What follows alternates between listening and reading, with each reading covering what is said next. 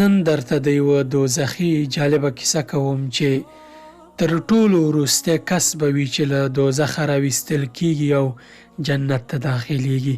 راځئ تر پایه راسره دا جالبه ویډیو واورئ.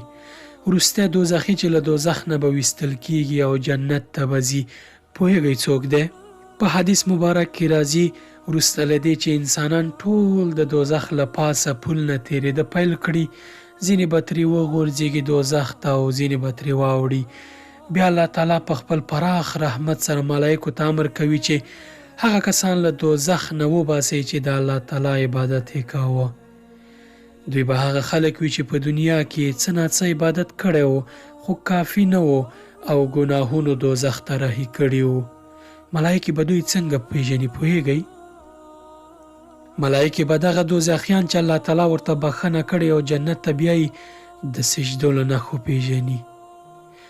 سیماهم فی وجوههم من اثر السجود، د دوی په مخونو به د سجدو نښې وي. دا ځکه ملایکې پیژني چې الله تعالی په دوزخ دا حرامه کړې چې د سجدې نښې د مسلمان په مخ وسوځوي. یعنې هغه ځای چې موږ پرې سجده کړې ده دوزخ یې نشي سوځولی، ځکه دا الله پاک ته په ځمکه ایښودل شوي، نو ځکه الله پاک دا نه سوځوي. لمونځ همدومره مهم دی. لمونځ مه پرېږدئ، همدا لمونځ به مو له دوزخه بچ کوي. د لمونځونو او سجدو نښې به وي چې ملایکې به پرې د الله تعالی عبادت کوونکي بندګان پیژني، نو دوی به ټول له دوزخه راوویستل شي او د ژوند اوبه به پرې توی کړی شي. داسې به زرغون شي لکه د ویالې یا خوړ په غاړه چې بوټي یا دانې راشنې کیږي. بیا به الله تعالی د انسانانو له حساب کتابه فارغ شي او اوس جالبه کیسه پیلیږي.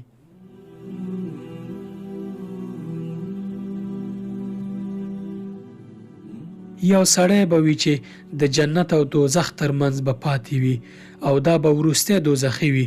مخ به یې د دوزخ اور ته مخامخ وي، ناست به وي، مخ به نشي اړولی. و به وایي ای ربه مخ مې له اور نه وګرځوه، دوزخ بوی ډېر کړولی یمه، لمبو یې سوځولی یمه.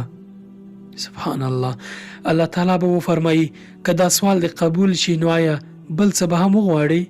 هغه به ورته وایي نه، ستا په عزت مې د قسم وي، او نورې وعدې به هم له الله پاک سره وکړي.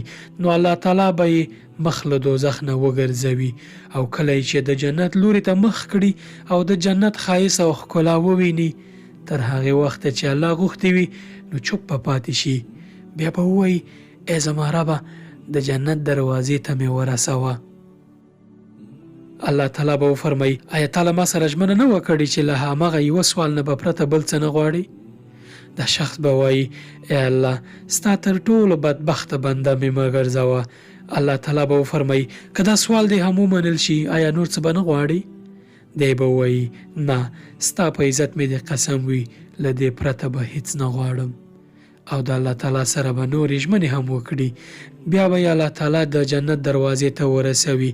کله چې د جنت ګلان، ښکلا، فرحت، شینوالی، ښایست او نور شیان وویني، تر هغې وخته چې الله تعالی غوښتي وي چوپ به پاتې شي. بیا به ووایي ای زما ربه جنت ته مې ننباسه. الله څومره شله بنده. الله تعالی به ورته وفرمایي افسوس پر تا ای د آدم اولاده، دا ته څومره عهد ماتونکی او ژمنه ماتونکی یې. آیا تا دا ژمنه وعده نه وه کړې چې یوازې همغه څه به وغواړې چې درکړی شول؟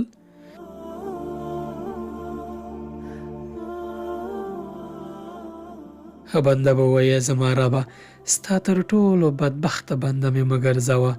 د دې سره به مهربانه رب وخاندي، بیا به جنت ته د ننوتو اجازه ورکړي او ورته به وفرمایي څه چې غواړې هغه وغواړه. نو هغه سړی به تر هغې غوښتنې کوي چې ټولې هیلې یې پوره شي. بیا به ورته الله پاک وفرمایي دا شی او دا شی هم وغواړه. الله تعالی به ورته یادونه وکړي چې دا او دا هم وغواړه. دومره به وغواړي چې هیلې به یې پوره شي. الله تعالی به ورته وفرمایي څه چې دې وغوښتل 2 برابره یې درکړل شو، یعنې نور هم وغواړه نور به هم درکړل شي. سبحان الله. په حدیث مبارک کې دا هم راځي چې الله تعالی به ورته وفرمایي څه چې دې وغوښتل د هغې 10 چنده نور هم درکومه.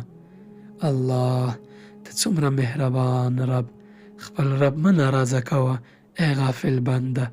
دومره مهربان رب نه باید ناراضه شي.